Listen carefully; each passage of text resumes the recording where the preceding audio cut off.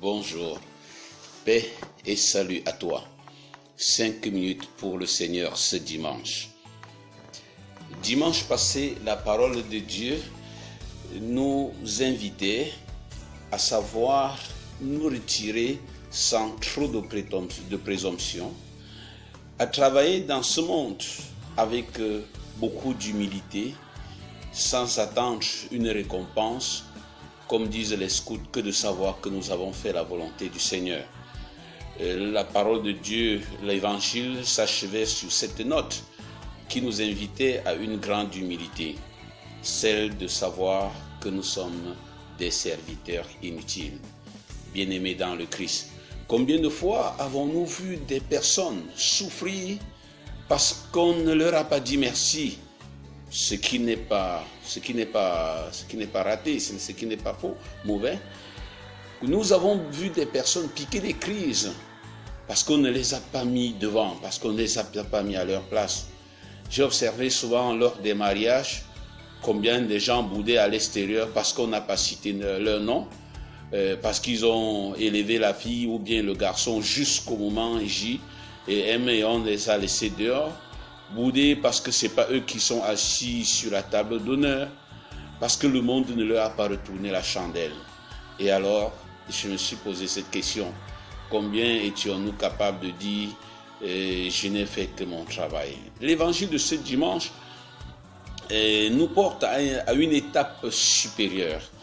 L'étape qui vient compléter cette disposition profonde d'humilité. Savoir se retirer, mais aussi pour combler tout cela, savoir dire merci.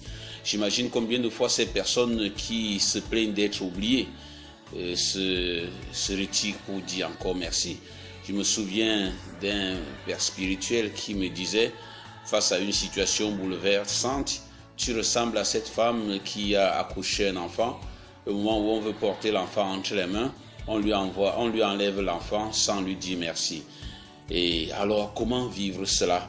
Et Jésus nous invite aujourd'hui à vivre dans l'action de grâce. Moi, j'ai choisi la reconnaissance. L'évangile d'aujourd'hui, toutes les 3 lectures nous parlent, peuvent être résumées dans le terme de reconnaissance. De la première lecture à la deuxième jusqu'à l'évangile.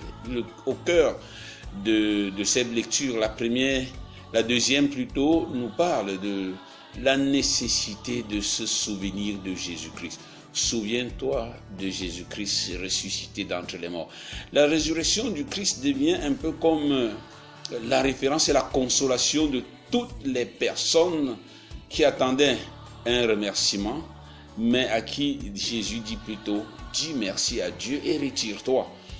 Et je me souviens de cette histoire qui nous a été racontée par un pasteur, un jeune qui venait d'apprendre à nager et qui un soir se promenait avec sa fiancée au bord du lac de Michigan et lorsqu'il était un peu en train de se reposer, il voit un navire qui chavirait. Et dans ce navire, dans cette petite embarcation, il y avait 17 personnes qui criaient au secours, sauve-nous, sauvez-nous, au secours. Et ce jeune nageur réussit à plonger et à sauver miraculeusement tous les 17. Et même à appeler les secours qui les conduisent à l'hôpital et la gendarmerie qui lui demande de faire sa déposition. Et à la fin, personne, je dis bien personne, ni un seul membre de la famille ne vient vers le jeune étudiant lui demander mais comment as-tu fait ou bien lui dire merci. Ce jeune tout triste sort et pendant qu'il se promène et sa fiancée lui dit je t'avais dit, un peu comme pour lui dire ceux-là auraient bien dû crever dans le lac à cause de leur méchanceté. Il s'arrête devant une église et il dit à sa fiancée entrons. C'était la toute première fois que ce jeune entrait parce qu'il était vraiment frappé et selon son histoire il raconte que c'est en regardant la croix qu'il comprend tout le message. En regardant la croix et le sang de Jésus qui était sur sa poitrine, il se dit, j'ai tout compris. Il se retourne et en quelques secondes, il dit à sa fiancée, rentrons. Il venait d'avoir une illumination. Pendant que sa fiancée ne comprenait rien, il dit, Jésus m'a tout dit. J'ai nourri les gens, j'ai guéri des gens, j'ai délivré des gens, j'ai calmé la tempête. Et de toute cette foule, personne n'a dit laissez-le tranquille. Tout le monde a dit à mort, l'a crucifié. Ses apôtres les plus proches ont fui les uns après les autres. Donc voilà à peu près l'illumination que ce jeune homme a eue. Donc dire merci n'est pas facile. Dire merci n'est pas facile. Et pourtant, la première lecture et l'évangile nous parlent de la nécessité de dire merci, de chanter les louanges. Chanter les louanges est une attitude profondément chrétienne. C'est Naaman, dans la première lecture, qui guérit et qui est guéri de sa lèpre. Et il a envie de rembourser. Il a envie, comme pour se dédouaner, de payer. Et le prophète lui dit, tu ne peux pas payer. Il y a des choses qu'on ne paye que par un merci. Il y a des choses qu'on ne paye que par une reconnaissance. Ici, beaucoup de personnes, pour témoigner leur reconnaissance, mettent la main à la poche.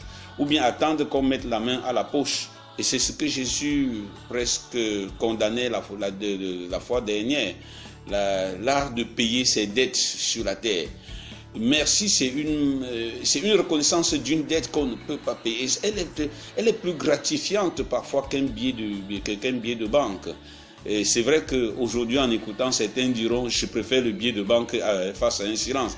Mais Jésus nous porte vers des réalités supérieures, vers une réalité supérieure. L'art de dire merci. Donc, dans cette première lecture, le général veut payer. Il est quand même reconnaissant. C'est déjà quelque chose de bien, sachons-le. Il est reconnaissant et il veut payer. Et le prophète lui dit non. Reste en profonde adoration. Et alors là, je continuerai la méditation en disant, même si nous avons payé, il faut demeurer en profonde reconnaissance et en profonde gratitude face à l'Éternel. Voilà le message fort. Restez en profonde gratitude.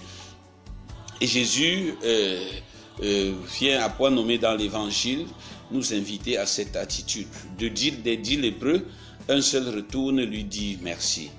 Et il dit, ta foi t'a sauvé. Et alors, de ceux qui savent dire merci, Jésus parle de salut. Jésus parle des choses éternelles. Jésus parle de la vie éternelle. Ta foi t'a sauvé. Bien-aimés dans le Christ, peut-être vous traversez une période difficile. Vous n'avez pas du travail. Vous ne trouvez pas un fiancé, une fiancée.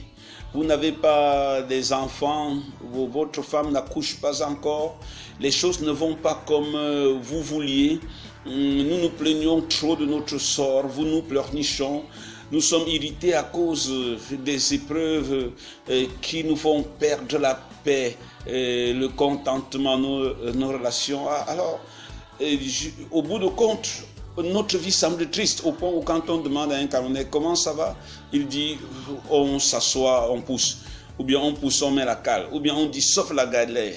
Combien de personnes ne regardent leur vie qu'en échec? Combien de chrétiens ne regardent leur existence qu'en plainte? Alors, beaucoup de personnes disent j'ignore pourquoi le Seigneur a permis cela, j'ignore pourquoi le Seigneur, pourquoi dois-je remercier? Et d'autres se disent encore c'est la volonté de Dieu, comme pour dire je n'y pouvais rien. Donc ils ne trouvent pas un motif pour rendre grâce. Et le livre que nous avons écouté, le livre de l'Évangile nous parle de la nécessité. Jésus admire cet homme qui lui dit merci. Et pourquoi dire merci? Beaucoup se poseraient la question. Il y a tellement de choses, pour lesquelles nous devrions dire merci. Souvenons-nous de ce psaume 103 que je récite lorsque je ne réussis pas à faire une bonne prière. Bénis le Seigneur, ô mon âme. N'oublions aucun de ses bienfaits. Mais est-ce que nous sommes capables de ne pas oublier les bienfaits de Dieu? Combien de fois passons-nous sur ces bienfaits pour penser plutôt à ce qui nous arrive? Bénis le Seigneur, ô mon âme. N'oublie aucun de ses bienfaits. Il pardonne toutes tes offenses et te guérit de tes maladies. Il réclame, donc il va jusqu'à la tombe dire cette vie est la mienne. Donc même jusqu'à la tombe, il n'oublie pas, il te couronne d'amour et de tendresse. Mais nous ne voyons que la galère. Nous voyons que le tapioca que nous avons, il manque le sucre. D'autres ont le sucre, il manque le tapioca. Mais les gens qui ont reçu la parole de Dieu dans leur cœur, se réveillent chaque jour en disant merci. Ils vivent dans l'action de grâce. Ils dorment dans l'action de grâce. J'ai beaucoup apprécié ces personnes qui commencent leur prière et qui font de leur prière seulement une action de grâce. Voyez-vous, la messe est une action de grâce. La messe est un merci. C'est pour cela que nous disons que c'est une Eucharistie. Bien-aimés dans le Christ, pour conclure rapidement, je voudrais que ce dimanche, nous apprenions à voir ce qui se passe. Sur Facebook, quand nous publions, beaucoup de personnes attendent des likes. J'aime. Même dans la vie, pourquoi nous ne pouvons pas? Est-ce que nous sommes capables de mettre des likes sur tout ce que Dieu fait? Et alors, pourquoi se plaindre? Moi, je vivrai en action de grâce. Moi, j'ai choisi de rendre grâce au Seigneur. Amen. Bon dimanche à tout le monde.